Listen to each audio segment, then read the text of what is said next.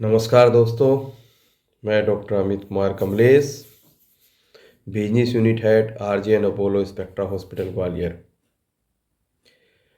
NABH की यात्रा में हम chapter number 9 human resource management HRM तक पहुंच गए हैं। एनएबीएच में 10 चैप्टर होते हैं, जिसमें हम 9वें चैप्टर तक पहुंच गए हैं, जिसका नाम है एचआरएम ह्यूमन रिसोर्स मैनेजमेंट।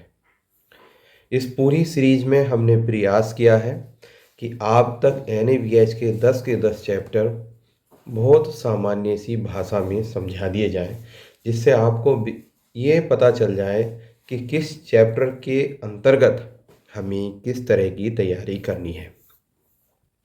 तो ह्यूमन रिसोर्स मैनेजमेंट का जो मेन इंटेंट है वो क्या है, सबसे पहले हम वो डिस्कस करेंगे। जैसा कि हम जानते हैं, किसी भी संस्था के लिए, किसी भी हॉस्पिटल के लिए ह्यूमन रिसोर्स यानी कि मैन पावर एक बहुत बड़ा एसेट्स होती है। बिना पर्याप्त और क्वालिफाइड मैन पावर के हम कोई भी संस्थान, कोई भी हॉस्पिटल अच्छे से नहीं चला सकते। तो इसमें सबसे ज़्यादा ज़रूरत होती है हमें कि जो मैन पावर हो पर्याप्त हो, ना कम हो और ना ज़्यादा हो। अगर कम मैन पावर होगी तब भी हमारी सुविधाएं और सर्विसेज अच्छी नहीं होंगी, और ज़्यादा होगी तब भी मैस होगा। तो पर्याप्त मैन पावर होनी चाहिए। सबसे बड़ी बात ये होती है नंबर्स में। नंबर 2 बात होती है, जो भी मैन पावर हो वो क्वालिफाइड हो। जो नर्सिंग है पूर्णतः क्वालिफाइड हो, उसके प्रॉपर डॉक्यूमेंटेशन हो। और अगर किसी वजह से नॉन मेडिकल है, मैनेजमेंट के हैं, तो एमबीए हो, ट्रेनिंग हो। कोई डॉक्टर है तो उसका उसमें योग्यता, प्रॉपर योग्यता हो, तो प्रॉपर योग्य हो। और तीसरी चीज़ इसमें क्या होती है कि एक तो हमने नंबर फिक्स कर लिए, क्वालिफाइड लोग कर लिए। उसके बाद होता है प्रोसेस। किसी भी कर्मचारी को लेने का एक प्रोसेस होना चाहिए, वर्कर को लेने का। अब ये नहीं होना चाहिए कि भाई साहब वो वर्कर हमें पसंद था, वो उनकी सोर्स का था, वो उनकी सोर्स का, संस्थान एक ना एक दिन ख़त्म हो जाएगा। ये मान लो, अगर हम वर्कर्स अपने यहाँ संस्थान में एक विशेष सिस्टम से रखते हैं, एक पर्टिकुलर की ये इंटरव्यू होगा, ये उसके रिटन टेस्ट होंगे, उसके बाद हम रखेंगे, तब ही हम अपने संस्थान को अच्छा चला सकते हैं। यानी क्वालिफाइड, वेल क्वालिफाइड हो, और इंटरव्यू का एक प्रोसेस हो, सिस्टम हो, जिसके तहत हम लोगों को रखें। तीसरा क्या है, इंडक्शन। चाहे वो डॉक्टर हो, चाहे वो नर्स हो, चाहे मेडिकल हो, चाहे नॉन मेडिकल हो, चाहे वो ट्रेनिंग पाया हो, हर व्यक्ति से उसका इंडक्शन होना चाहिए, परिचय होना चाहिए। Induction safety protocols, infection control, hospital की पॉलिसीज़। ये नहीं कि सबसे मिलवा दिया कि साहब ये डॉक्टर साहब आए हैं और ये स्टाफ आया है। नहीं, हमारे हॉस्पिटल की मिशन विज़न हर एक को पता होना चाहिए। हमारी सेफ्टी प्रोटोकॉल्स क्या है वो पता होना चाहिए। इन्फेक्शन कंट्रोल की हमारी पॉलिसीज़ क्या है वो हमारे कर्मचारियों को पता होनी चाहिए। ये सब चीज़ें हमारे कर्मचारियों को पता होनी चाहिए जब वो ज्वाइन करते हैं। किसी किसी हॉस्पिटल में हमने देखा है कि कर्मचारियों को 8-8 10-10 साल हो गए, उन्हें अपना मिशन और विज़न पता नहीं। हम ये नहीं कहते हैं आपका रटा हुआ हो, लेकिन आपको हिंदी में तो पता हो, आपको अर्थ तो पता हो, आपके हॉस्पिटल का मिशन क्या है, आज आपके हॉस्पिटल का विज़न क्या है, आपके चेयरमैन का मिशन और विज़न क्या है। अगर ये नहीं पता होगा, मात्र चरण स्पर्श से अगर आप हॉस्पिटल चला रहे हैं, जैसे मान लो मैं बॉस हूँ और मेरे लोग चरण स्पर्श कर रहे हैं और मेरी पॉलिसी पे चल रहे हैं जो मैं चाहता हूँ, और मुझे इन्फॉर्मेशन दे रहे हैं, बस अगर इस बेस पे अगर मैं सिस्टम चलाऊंगा, आज ना कल सिस्टम कोलैप्स होगा, क्योंकि आई एम नॉट, मेरे अंदर वो सब चीज़ें नहीं हैं जो एक सिस्टम को चलाने के लिए चाहिए। मुझे फील गुड हो रहा है, लेकिन धीरे धीरे अंदर अंदर सिस्टम कोलैप्स हो जाएगा। आगे क्या करना है, आगे आता है कि जो हमारा कर्मचारी है उसकी फिजिकल और मेंटल वेल बीइंग का हमें ध्यान रखना है। भाई उसका स्वास्थ्य पर्याप्त रह रहा नहीं रह रहा, हमने पता चला उससे 24-24 घंटे काम करा रहे हैं, हम हद से ज़्यादा उससे काम कराए जा रहे हैं, लेकिन हम उसकी फिजिकल स्थिति नहीं देख रहे, उसे स्ट्रेस है, उसे कार्डियक प्रॉब्लम है, उसे मेंटल स्ट्रेस है, क्या है हम ये नहीं देख रहे। तो ये भी हमारा एक ह्यूमन रिसोर्स का पार्ट है कि किसी भी कर्मचारी का फिजिकल और मेंटल वेल बीइंग का हमें ध्यान रखना है। ठीक है। उसके बाद क्या है, रेगुलर ट्रेनिंग होनी चाहिए। जैसे मान लो नर्सिंग है तो नर्सिंग की रेगुलर ट्रेनिंग होनी चाहिए। अगर कोई नर्सिंग किसी भी हॉस्पिटल में है और उसकी क्वालिटी, जैसे ब्लड ट्रांसफ्यूज़न किस तरह से करना है, मेडिसिन हमारी एंटीबायोटिक पॉलिसी क्या है, हमें किसी भी इन्फेक्शन कंट्रोल पॉलिसी क्या है, हमारी पेशेंट सेफ्टी पॉलिसी क्या है, हमें सब पता होना चाहिए। वो नर्स हमारा हर साल जो है बेटर एंड बेटर होनी चाहिए। अगर किसी भी हॉस्पिटल का, ये बिल्कुल नोट करने की बात है, किसी भी हॉस्पिटल या संस्थान का कोई कर्मचारी 2 साल से ज़्यादा एक ही पोस्ट पर एक ही जगह रहता है और एक ही स्टेटस में रहता है, उसकी क्वालिफिकेशन भी उतनी रहती है, उसकी नॉलेज भी नहीं बढ़ती, फिजिकल मेंटल वेलबींग भी डाउन है और उसका नॉलेज लेवल जो वो स्टैंडर्ड वो नहीं बढ़ा है और वो वहीं का वहीं है, तो उसमें उस कर्मचारी की कमी नहीं, ध्यान रखना, उसमें उस हॉस्पिटल की कमी है। वो जगह टॉक्सिक है, टॉक्सिक, क्योंकि क्या हो रहा है, वो ग्रोथ नहीं दे रही है अपने कर्मचारी को। ग्रोथ मीन्स ये नहीं होता सैलरी बढ़ जाए, ग्रोथ का मंस होता है कि उस कर्मचारी की नॉलेज लेवल बढ़ना चाहिए। अगर कर्मचारी की नॉलेज और स्किल बढ़ रही है तो किसकी बढ़ रही है, हमारे संस्थान की बढ़ रही है। अगर मेरे हाथ मजबूत हो रहे हैं तो कि मेरे शरीर ही तो मजबूत हो रहा है। मैं कहूँ नहीं जी ये शरीर, ये हाथ में ऐसे ही रखूंगा तो क्या होगा, मेरा शरीर तो कमजोर हुआ, इसका मतलब ये संस्थान खराब होने की पहचान है। तो हमें इस बात का भी ध्यान रखना चाहिए, जो हमारे कर्मचारी हैं उनकी प्रमोशन यानी नॉलेज का लेवल डे बाय डे बढ़े, उनकी स्किल डे बाय डे बढ़े और उनका मेंटल और फिजिकल वेलबींग का भी हम ध्यान रखें। और लास्ट में और क्या बात होती है, लास्ट में बात होती है कि हमें प्रत्येक कर्मचारी का डॉक्यूमेंटेशन प्रॉपर रखना है, उसकी क्वालिफिकेशन, उसकी योग्यता, उसकी 6 मंथ परफॉर्मेंस, उसकी 1 ईयर परफॉर्मेंस, उसका, और जो हमारा प्रपोजल होता है, जो हमें उसका ध्यान रखना चाहिए कि भाई हमारा कर्मचारी वहीं का वहीं अटक गया। अगर आपका कर्मचारी ह्यूमन रिसोर्स काम का नहीं है तो उसे साथ मत रखिए, अगर ह्यूमन रिसोर्स अगर काम का है तो उसे बढ़ाइए। लेकिन अगर आपने किसी व्यक्ति को एक जगह अटका रखा है और ना तो वो बढ़ रहा है ना कुछ, तो आपने संस्थान को ही रोक रखा है, कुछ और नहीं कर रखा। आप सोचते हो हमारे संस्थान पे कोई प्रभाव नहीं पड़ेगा, बहुत प्रभाव पड़ेगा, इसका ध्यान है। अप्रीजल सिस्टम बहुत क्लियर होना चाहिए, किसी का 1 रुपये का अप्रीजल हो, 1 पैसे का अप्रीजल हो, लेकिन क्लियर कट होना चाहिए, ये चीज़ आपकी बढ़ के आएंगी, ये चीज़ आपके अंदर होंगी, तब हम आपको अप्रेजल देंगे। वो क्लियर कट होना चाहिए। चरण स्पर्श वाला अप्रेजल नहीं होनी चाहिए कि हमें पसंद है, मैं सेंटर हेड हूँ तो मुझे पसंद है तो बुर्स कर्मचारी का अप्रेजल हो गया, मेरे कोई और एचओडी है उसे पसंद है। वो संस्थान ज़्यादा अच्छे बढ़िया चलते नहीं हैं। हमें अगर संस्थान की ग्रोथ करनी है तो जो हमारी ह्यूमन रिसोर्स पावर है उसका अप्रेजल सिस्टम भी क्लियर कट होना चाहिए। अब हम आपसे डिस्कस करते हैं समरी ऑफ स्टैंडर्ड। जो एचआरएम है उसमें 13 स्टैंडर्ड हैं, 13 स्टैंडर्ड हैं। तो चूंकि पिछली वीडियो जो मैंने बनाई थी वो थोड़ी बड़ी हो गई थी, तो इस बार बहुत सारे कमेंट्स आए कि सर शॉर्ट में आप बता दीजिए, डिटेल तो हम पढ़ लेंगे कि हर चीज़ क्या होती है। तो मैं एचआरएम के जो स्टैंडर्ड्स हैं वो आपको बता रहा हूँ, थोड़ा सा आप समझने का प्रयास करेंगे और कोई बात होती है तो आप मुझे कमेंट्स बॉक्स में पूछिएगा, मैं आपको डिटेल में बता दूंगा। तो एचआरएम फर्स्ट जो स्टैंडर्ड है वो है, the organization has a documented system of human resource planning. जो हमारी ह्यूमन रिसोर्स प्लानिंग है, ऑर्गेनाइजेशन के पास एक डॉक्यूमेंट सिस्टम होना चाहिए। किस चीज़ के लिए होना चाहिए डॉक्यूमेंट सिस्टम? देखो करंट हमारी क्या रिक्वायरमेंट है और फ्यूचर में हमारी क्या रिक्वायरमेंट होगी कर्मचारियों की, है ना। ये थोड़ी ना कि अभी 100 मरीज हैं हॉस्पिटल में, हो सकता है कि आगे 35 मरीज हो, या अभी 35 है तो आगे 100 मरीज हो, ठीक है। इसलिए एडुकेट ऑफ नंबर स्टाफ होना चाहिए कि कितना स्टाफ हमें परमानेंट रखना है, कितना स्टाफ हमें टेम्परेरी रखना है, कितना स्टाफ हमें ऑन कॉल रखना है, ये सब चीज़ें हमें पता होनी चाहिए। और हमारी प्लानिंग लॉन्ग टर्म स्टाफ हमें कितना रखना है, शॉर्ट टर्म स्टाफ हमें कितना रखना है, ये सब हमें पता होना चाहिए। इसमें आता है ये। अब आती है आपकी HRM2। HRM2 क्या है? The organization implements a defined process for staff recruitment. जब आप स्टाफ रिक्रूटमेंट की बात करते हैं तो हमारे पास एक written governance, the process of requirement होना चाहिए, रिक्रूटमेंट का होना चाहिए। हमारे पास रिटन प्रोसेस होना चाहिए। भाई डॉक्टर रखेंगे तो हम इस प्रोसेस के तहत रखेंगे, नर्स रखेंगे तो इस प्रोसेस के तहत रखेंगे, है ना। और कोई नॉन मेडिकल स्टाफ रखेंगे तो उसका ये प्रोसेस होगा। चरण वंदना वाला नहीं होना चाहिए डॉक्टर अमित यहाँ के बिजनेस यूनिट हेड हैं, इनके खास लोग रख लेंगे हम लोग, तो मेरी पॉलिसी लागू हो जाएंगी, हॉस्पिटल पॉलिसी लागू नहीं होगी फिर। और जब व्यक्ति विशेष की पॉलिसी लागू होगी तो फिर क्या होगा, सिस्टम कोलैप्स होगा कुछ दिनों के बाद, पता भी नहीं चलेगा, क्योंकि समय परिवर्तनशील है। उस व्यक्ति का भी समय परिवर्तित होगा, जब वो परिवर्तित होगा तो फिर क्या होगा, तो व्यक्ति की पॉलिसी थी, संस्थान की पॉलिसी तो थी ही नहीं, गड़बड़ हो जाएगी। ठीक है, आगे आइए। अगला हमारा क्या आता है, हमारे पास कोड ऑफ कंडक्ट भी हमें, ये जो मेरी दूसरा नंबर था ना, the organization implements and defined process for the staff recruitment, तो इसमें हमें उन्हें code of conduct for staff ये भी फिक्स होना चाहिए, कोड ऑफ कंडक्ट है। एडमिनिस्ट्रेटिव प्रोसेस क्या है, ह्यूमन रिसोर्स मैनेजमेंट का डॉक्यूमेंटेशन सिस्टम क्या है, ये सब क्लियर कट होना चाहिए।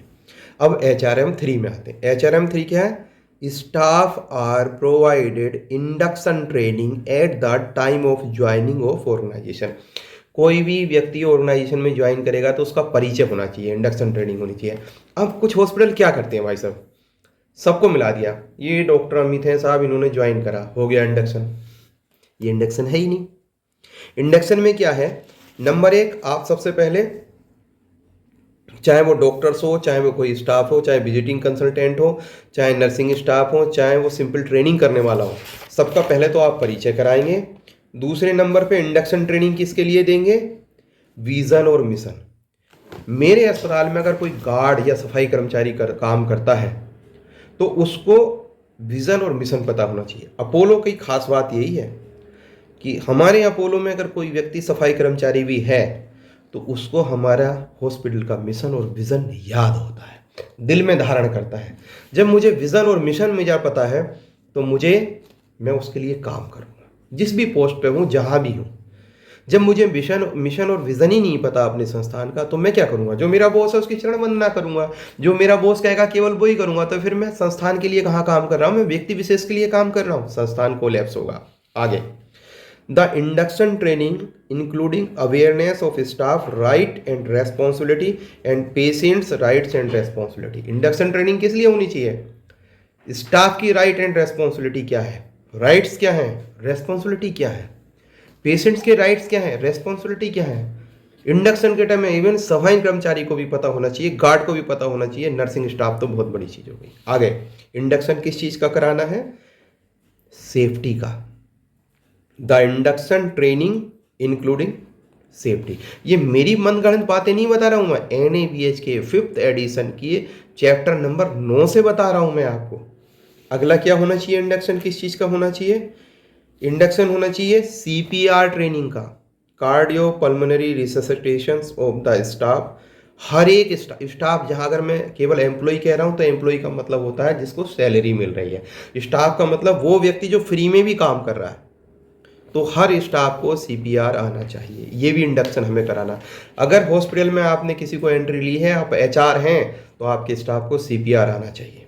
आगे चाहिए, the induction training including training in the hospital infection and prevention control.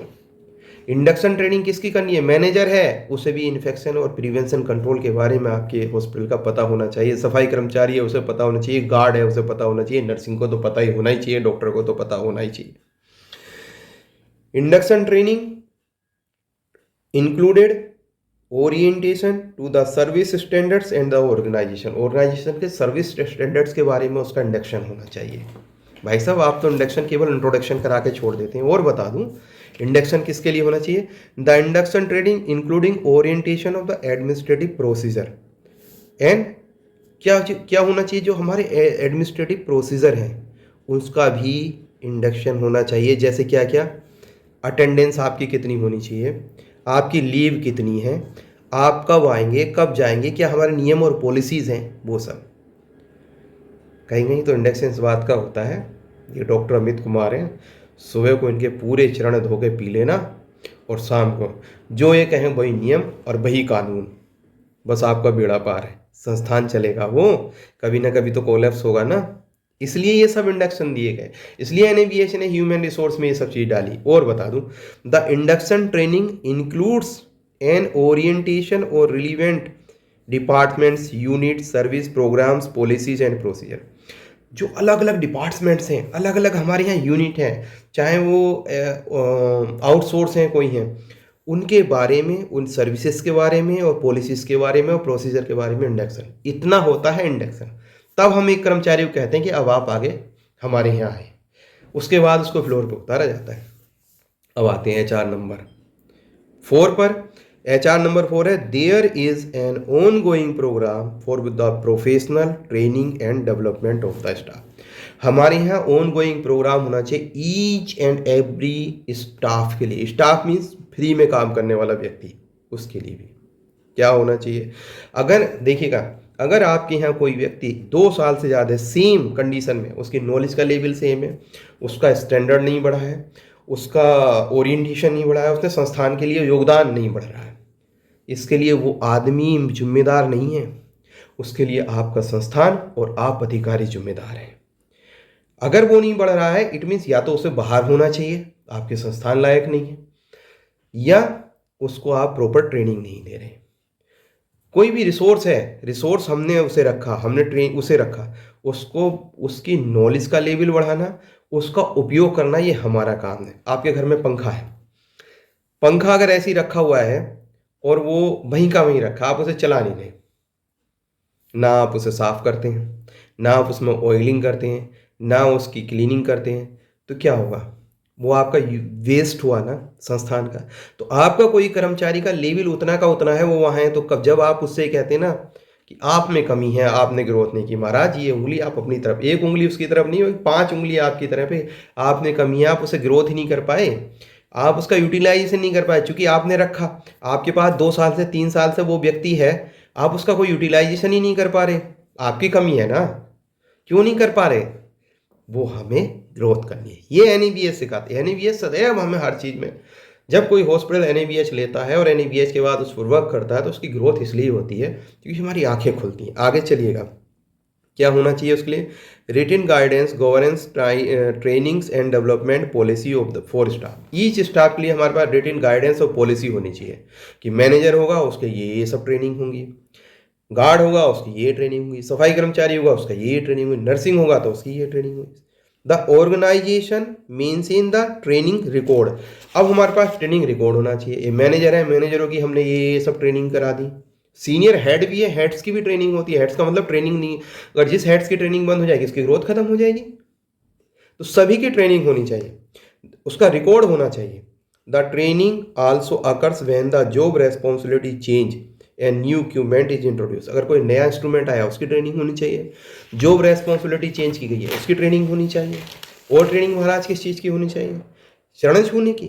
और ट्रेनिंग किसकी होनी चाहिए, ये सब होने की तो होती है कि पता चला साहब उनकी चमचागिरी कर लो तो कामयाब हो जाओगे, संस्थान खत्म हो जाएगा।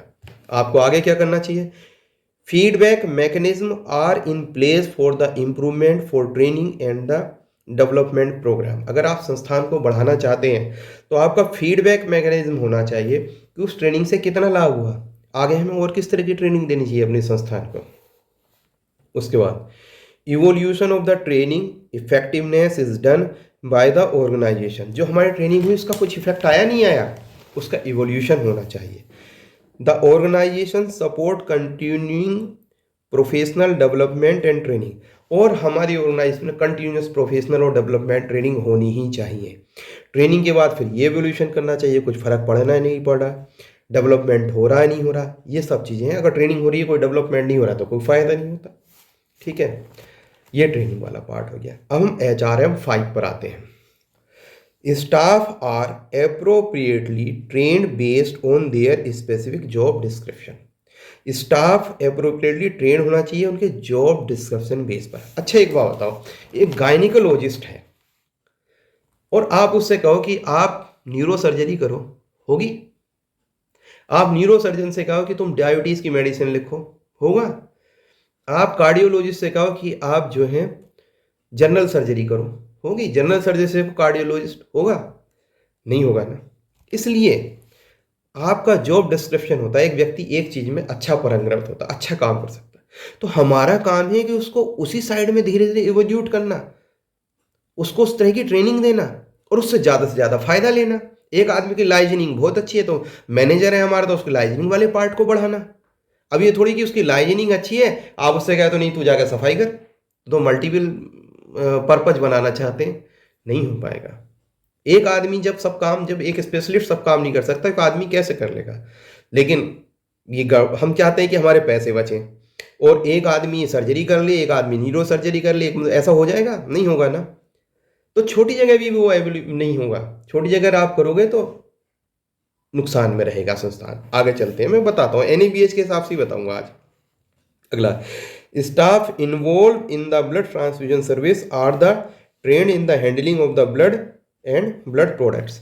हमें उसकी ट्रेनिंग देनी चाहिए जो हमारे हॉस्पिटल में जो ब्लड ट्रांसफ्यूजन सर्विसेज हैं, किस तरह से उनको हमें यूज़ करना है, प्लेटलेट्स कितने टाइम में चलानी है, आरबीसी कितने टाइम में चलानी है, रिएक्शन हो जाएगा तो क्या करेंगे, ये सब उसमें ट्रेनिंग देनी चाहिए। Staff are train in the handling of the vulnerable patient. जो पेशेंट वल्नरेबल होते हैं, जो जैसे बच्चे हो गए, बूढ़े हो गए, कोई दिव्यांग हैं, उनकी हमें केयर कैसे करनी है। ठीक है। Staff are trained in control the restrain technique. मान लो कोई भाग रहा है, हाथ पैर इधर उधर मार रहा है, उसके हाथ पैर बांधने हैं, तो हमें क्या क्या कंसर्न लेनी है, कैसे करनी है, इसके लिए हमें ट्रेन करना है। Staff are train in the health care communication technique. जो हेल्थ केयर कम्युनिकेशन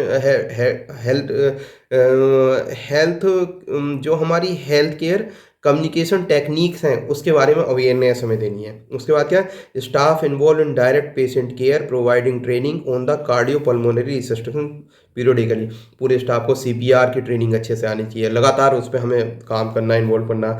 स्टाफ को हमें काय की training providing infection control, infection prevention control की हमें उसे ट्रेनिंग देनी है स्टाफ को। जो ट्रेनिंग्स का पार्ट बता रहा हूँ मैं, ये जो स्पेसिफिक जॉब डिस्क्रिप्शन के आधार पे है। ठीक है। अब हम आते हैं HRM 6 पर।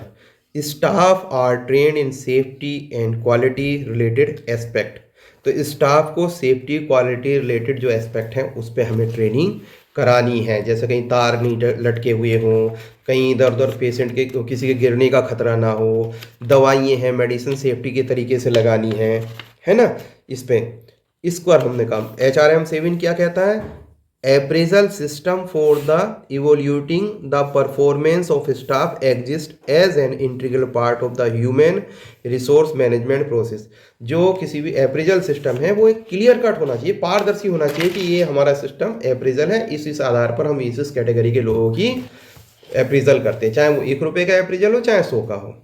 ठीक है। अगला, HRM 8 क्या कहता है, process for the disciplinary and the grievance handling is defined and implemented in the organisation. देखो भैया, जो ग्रेवियंस प्रोसेस होते हैं उनका एक हमारे पास रूटीन सिस्टम गाइडलाइन होनी चाहिए, उसकी कमेटी होनी चाहिए, उसका एक मैकेनिज्म होना चाहिए। किसी के साथ कोई ग्रेवियंस हुआ तो किस तरह से उसको वो एक्सलेटेड करेगा, किस तरह से उसका समाधान होगा।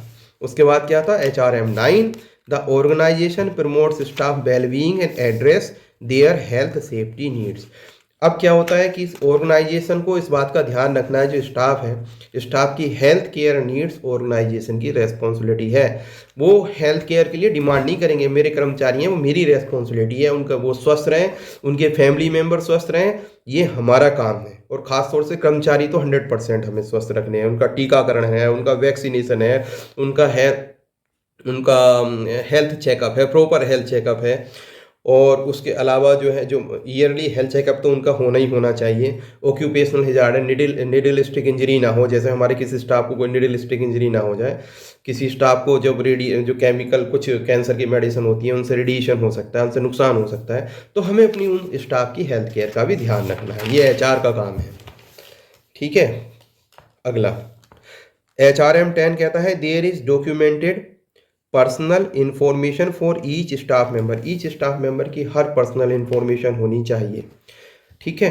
HRM 11 कहता है, there is process for the credentialing and privileging of medical professional permitted to provide patient care without supervision. देखो, HRM 11 से 13 तक वो अलग अलग लोगों के लिए अलग अलग बात कही है। उसमें वो कहते हैं कि भाई अगर कोई मेडिकल है, कोई डॉक्टर है, अब उसे तुम मेडिकल उस पेशेंट केयर भेज रहे हो बिना सपोर्ट के, तो उसकी प्रॉपर क्रेडेंशियलिंग, उसकी योग्यता, किस योग्यता के आधार पर, किस सर्टिफिकेशन के आधार पर, कितने एक्सपीरियंस के आधार पर दोगे, वो आपके पास सिस्टम होना चाहिए। जैसे हम किसी को कंसल्टेंट बनाते हैं अपोलो में, तो 5 साल का उसे एक्सपीरियंस होना चाहिए, इस तरह से।